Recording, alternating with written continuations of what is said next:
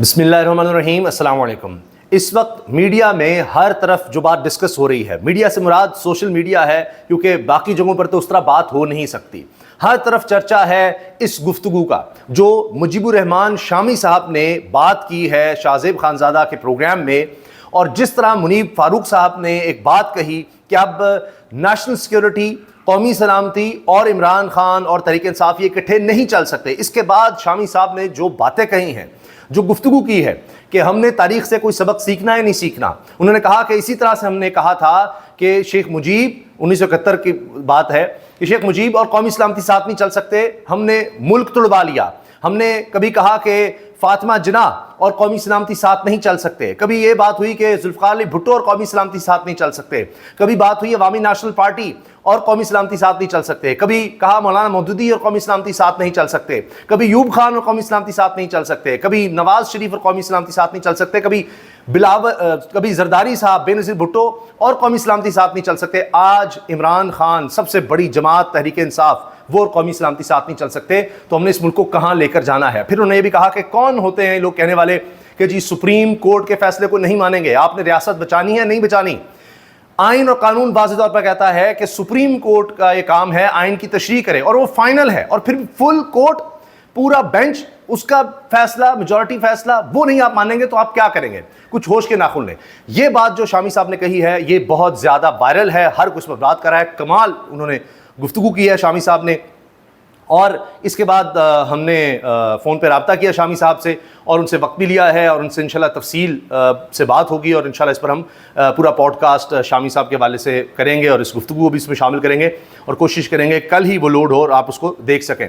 اب ہر کوئی اس پر بات کر رہا ہے۔ آپ دیکھیں اس پروگرام میں شاہ زیب خانزادہ کے ساتھ سینئر صحافی ہمیں نظر آ رہے ہیں، سہیل وڑائچ صاحب ہیں، منیب فاروق نے تو یعنی یہ خبر ایک طرح سے دی، اور آسمہ شیرازی صاحبہ بھی ساتھ ہیں۔ یہ میں آپ کو سناتا ہوں، لیکن اس پر آنے سے پہلے چونکہ اس کی میں تفصیل آپ کو ایک طرح سے بتا چکا ہوں یا مین پوائنٹس بتا چکا ہوں، اب دیکھیں کہ یہ بات صحافیوں میں ہو رہی ہے کہ جی ایمرجنسی لگنے والی ہے۔ اجمل جامی نے بھی یہ خبر دی ہے، اور بھی بہت سے لوگ یہ بات کر رہے ہیں کہ اب یہ مخصوص نشستوں والا معاملہ جس طرف چلا گیا ہے، کیونکہ یہ تو خواجہ آصف نے بھی خود مان لیا کہ جی 8 فروری کے الیکشنز جو ہیں وہ بھی کھلیں گے۔ خطرہ ان کو یہ ہے کہ اب ججز آزاد ہو گئے ہیں، مداخلت جس طرح سے کی گئی، اسلام آباد ہائی کورٹ کے ججز ہوں یا اب سپریم کورٹ کے ججز، وہ اب مداخلت برداشت نہیں کر رہے۔ تو سب کو پتہ ہے، ہر ایک کو پتہ ہے کہ کس طرح سے دھاندلی کی گئی، کیا کچھ ہوا۔ قاضی صاحب جو ہیں وہ گارنٹر تھے، وہ کہتے تھے مجھے تو نہیں پتا کس طرح کسی سے کاغذات چھینے گئے، نہیں پتا۔ عدالت میں بیرسٹر گوہر پیش ہو رہے تھے، اور اس دوران ان کے گھر پر دھاوا بول دیا گیا، اور جناب وہ گاڑیاں آئیں اور پولیس اور یہ سب، تو کہتے ہیں یہ کیا ہو رہا ہے؟ قاضی صاحب آنکھیں بند کر لیتے ہیں کچھ بھی ہو رہا ہو۔ تو اب قاضی صاحب ریٹائر ہو رہے ہیں، مخصوص نشستیں چاہیے اس لیے تھیں کہ 2 تہائی اکثریت، اس کے بعد قاضی صاحب کو ایکسٹینشن، اور یہ بات خواجہ صاحب کہہ رہے ہیں صرف ان کو نہیں اور بھی لوگوں کو ہم نے ایکسٹینشن دینی تھی۔ اس سے پہلے وزیر قانون یہ بات کر چکے ہیں، کیونکہ گارنٹر وہ ہیں سارے سسٹم کے، یہ جو دھاندلی ہوئی قاضی صاحب ہیں تو بچیں گے، قاضی صاحب ریٹائر ہو گئے تو ساری کہانی ختم ہو سکتی ہے۔ اس لیے اب آپ دیکھیں ڈھاک ججز کا معاملہ بھی آ رہا ہے، اس لیے مخصوص نشستوں پر اتنا زیادہ ویویلا، ورنہ مخصوص نشستیں تحریک انصاف کا حق بنتی ہیں۔ سپریم کورٹ نے جب کہہ دیا بات ختم، تو اس کے بعد بھی حکومت تو چلے گی۔ جس طرح سے پیپلز پارٹی اور نون لیگ، یہ سارا جعلی مینڈیٹ، فارم 47، یہ سب کھیل کھیلا گیا ہے، تو جب تک پیپلز پارٹی ساتھ دیتی رہے گی تو حکومت رہ سکتی ہے، اس کو نمبر گیم میں اتنا زیادہ مسئلہ نہیں ہے، ایم کیو ایم بھی ساتھ ہے۔ لیکن خطرہ اب یہ ہے، مسئلہ یہ ہے کہ سپریم کورٹ آگے بڑھے گی، اور وہ آزاد منشا ہمارے قابو میں نہیں آ رہے ججز۔ یہ اصل معاملہ ہے جس پر اب کہا جا رہا ہے کہ بس بہت ہو گیا۔ اجمل جامی یہ کہتے ہیں کہ 2 کا تو مجھے پتا ہے، شاید 3 ملاقاتیں ہو چکی ہیں ایوان صدر میں آصف علی زرداری صاحب سے پرائم منسٹر اور اس کی قیادت کی۔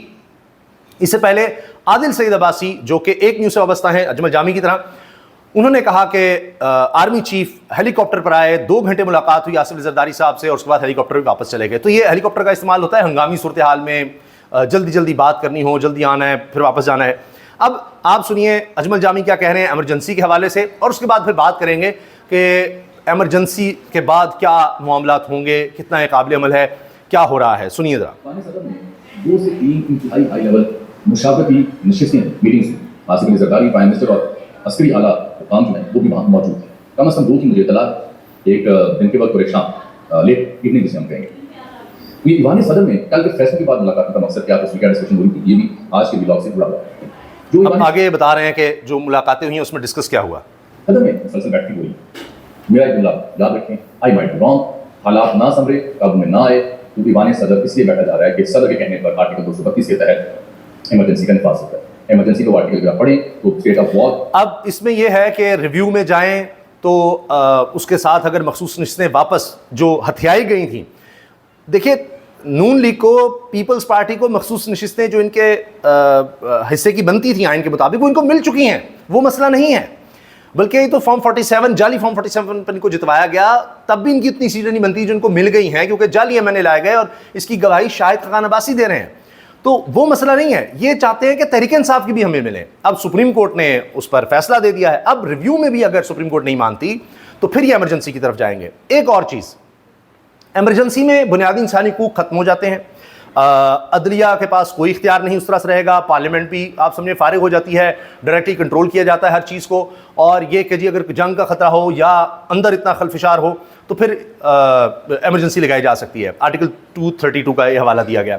اچھا اب آپ یہ دیکھیں کہ اس وقت کیا حالات ہیں, معیشت کے حالات دیکھیے, بین الاقوامی سطح پر آپ دیکھیں کیا صورتحال بن چکی ہے, اور ملک میں بھی جو حالات ہیں.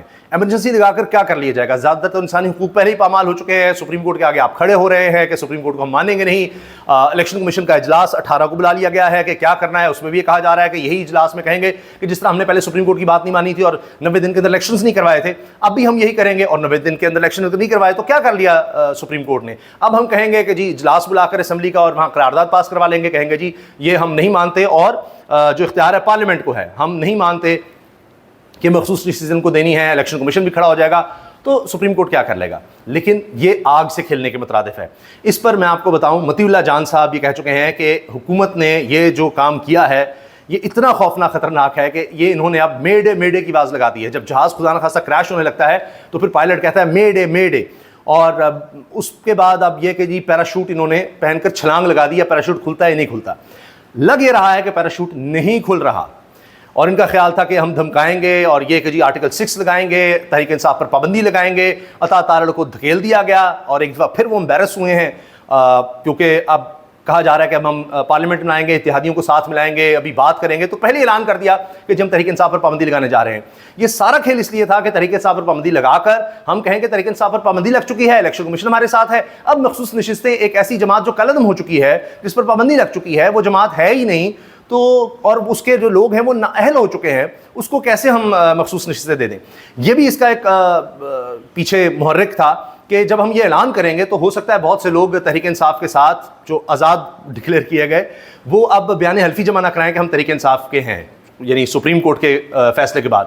اب سب نے ہی جو آزاد جن کو کہا گیا تھا, کچھ نے تو تحریک انصاف کے ساتھ پہلی وابستگی اپنے نامنیشن پیپرز میں دی ہوئی تھی, جن کو کہا کہ جی نہیں تحریک انصاف ہے ہی نہیں, آپ ویسے بتا دیں, پھر انہوں نے آزاد کہا. وہ سب بیان حلفی, شاید 41 ان کی تعداد ہے, وہ جمع کروا چکے ہیں. کچھ اغوا بھی ہو گئے ہیں, ان کی بھی خبریں آ رہی ہیں. تحریک انصاف کہہ رہی ہے, ہمارے کچھ ایم این اے, ان کا دعویٰ ہے کہ اغوا کر لیے گئے ہیں, لاپتہ کر دیے گئے ہیں, لیکن بیان حلفی وہ جمع کروا چکے ہیں. کسی کا بھائی اغوا کیا جا رہا ہے. ابھی مزید کریک ڈاؤن کی بھی بات ہو رہی ہے کہ اب تحریک انصاف پر ایسا کریک ڈاؤن ہونے والا ہے جو آج سے پہلے کبھی نہیں دیکھا گیا تھا, اس کی بھی خبریں آ رہی ہیں.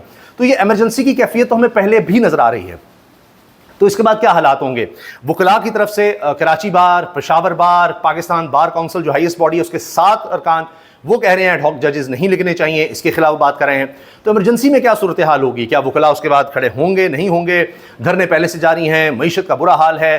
عظمہ بخاری صاحبہ کہتی ہیں کہ جی پیٹرول 300 روپے بھی آپ کو مل رہا ہے, یہ 1000 روپے تک چلا جائے گا اگر ہم IMF کی باتیں نہیں مانیں گے. تو انٹرنیشنل پریشر دیکھیں, وہ امریکہ جو کہہ رہا تھا جی وہاں پر پاکستان کے اندرونی معاملات ہیں, الیکشن میں ریگنگ ہوئی ہے, ہمیں نہیں پتا, وہ اندرونی معاملات ہیں, انسانی حقوق کی پامالی ہو رہی ہے, اندرونی معاملات ہیں.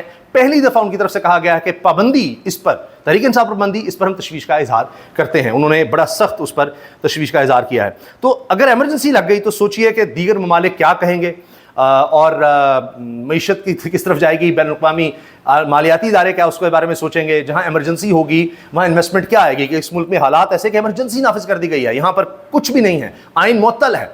اور پرویز مشرف نے بھی آخری دور میں اپنے ایمرجنسی لگائی تھی, اور اس کے بعد دیکھیے کیا صورتحال رہی. تو اس لیے مطیع اللہ صاحب کہہ رہے ہیں کہ یہ شوق پورا اگر کر لیں تو پھر دیکھیں گے کیا ہوتا ہے.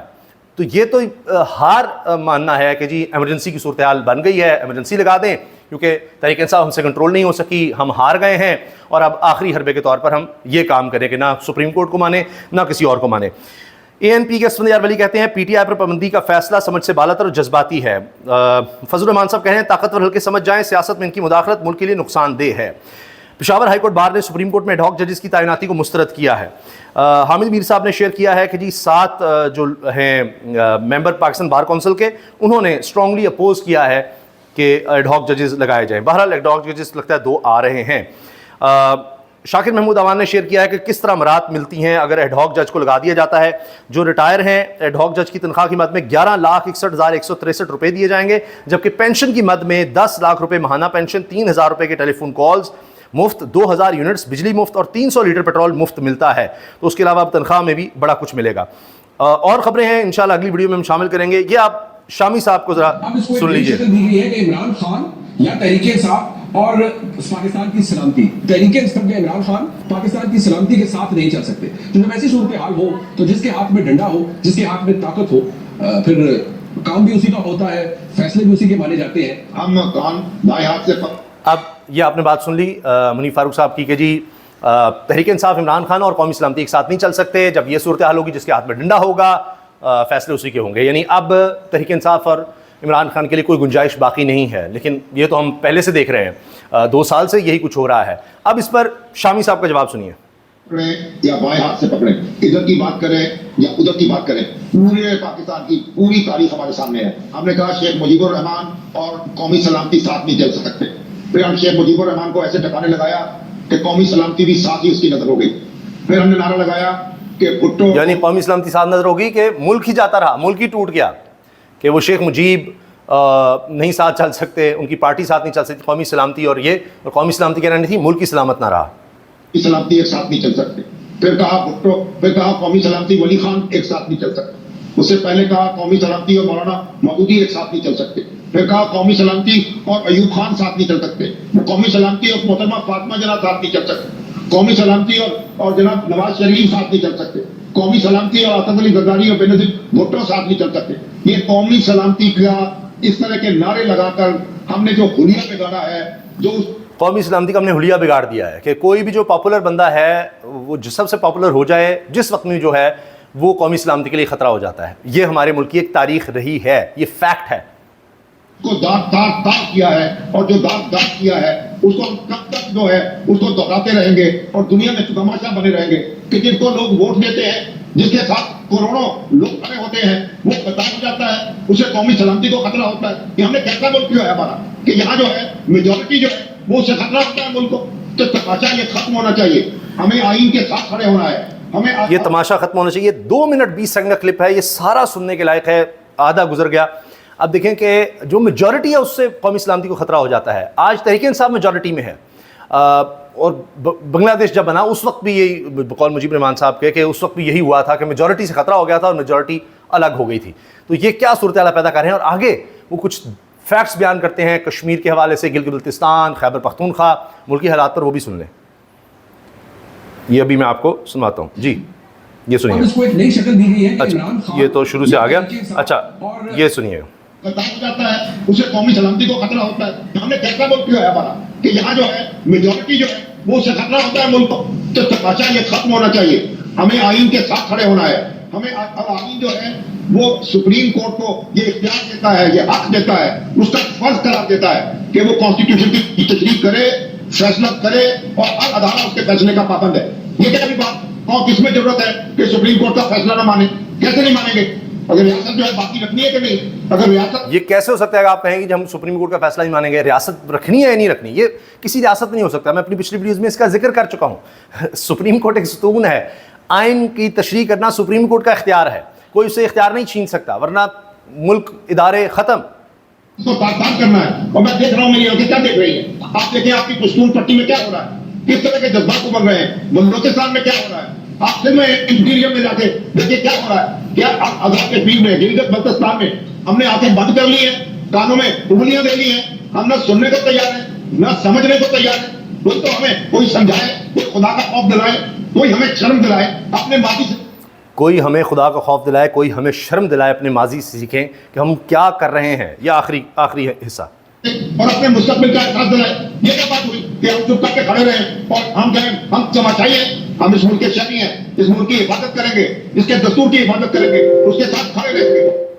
बहुत जज्बाती हो गए थे। हम इस मुल्क की हिफाजत करेंगे, हम इस मुल्क के शहरी हैं, इसके आइन की हिफाजत करेंगे, इसके साथ खड़े होंगे। ये है जनाब इस वक्त सीनियर सहाफ़ियों का मूड। ये बातें अब सीनियर सहाफ़ी कर रहे हैं, शामी साहब कर रहे हैं, आपने सुन लिया। और दूसरी तरफ आप देखिए कि बात यह है कि एमरजेंसी लगाई जाए तो शायद फिर हालात कंट्रोल हो जाएंगे। मगर 2 साल से हम देख रहे हैं, पहले तहरीक अदम एतमाद लाई गई, बात नहीं बनी, हालात मज़ीद ख़राब हुए, इलेक्शंस डिले किए गए कि अभी नहीं तहरीक इंसाफ जीत जाएगी, मोहम्मद ज़ुबैर से लेकर दीगर रहनुमा तक की बात कर रहे हैं। फिर भी 8 फरवरी से पहले बल्ले का निशान छीना गया, सब कुछ किया गया, उस दर भी मार पड़ी, हार मिली, लोगों को उठाया गया, कागज़ात नामज़दगी, कोई फ़ायदा नहीं हुआ, उल्टा ही काम हुआ। उसके बाद मखसूस नशिस्तें छीनी गईं, कुछ नहीं हुआ, उल्टा हुआ। अब ये एमरजेंसी भी करते हैं, अगर ये हुकूमत, ये नून लीग या पाबंदी लगाती है, आर्टिकल 6 लगाती है, जिससे अब ये भाग रहे हैं। ये मैं आपको अंदर की खबर दे रहा हूँ। अब ये आर्टिकल 6 हो या ख़ास तौर पर तहरीक इंसाफ पर पाबंदी लगाना हो, उससे भाग रहे हैं। तो हो सकता है ये एमरजेंसी से भी इनको नज़र आएगा, ओहो ये क्या हो गया, सारी दुनिया की नज़रें पाकिस्तान पर लग गई हैं और जो भी हम चाह रहे थे इन्वेस्टमेंट आ जाए, IMF और ये और वो सारी कहानी बिगड़ती नज़र आएगी। तो ये एक प्रेशर टैक्टिक्स भी हो सकते हैं, देखते हैं आगे क्या होता है। लेकिन अभी तक 2 साल का कम से कम सबक यह है, अगर आप शामी साहब की बात माने तो तारीख का ही सबक, पाकिस्तान की 76 साल तारीख का भी सबक यह है कि इस तरह के काम जो हैं वो हमेशा काउंटर प्रोडक्टिव होते हैं। लेकिन कोई समझे तो फिर, वो शामी साहब भी कह रहे हैं कोई समझाए, कोई होश के नाखून ले। लेकिन जब आप डेस्परेट हों, आप आवाम की ताकत से ना आए हों और आप इक़्तिदार से चिमटे रहना चाहते हो हर सूरत, तो फिर आप डेस्परेट होते हैं और आप इस तरह की हरकतें करते हैं और अपने साथ मुल्क को भी नीचे लेकर जाते हैं। तो देखते हैं कि अब आगे क्या माहौल बनता है। जो भी होगा उस बारे में आपको हम बताते रहेंगे। अल्लाह हाफ़िज़।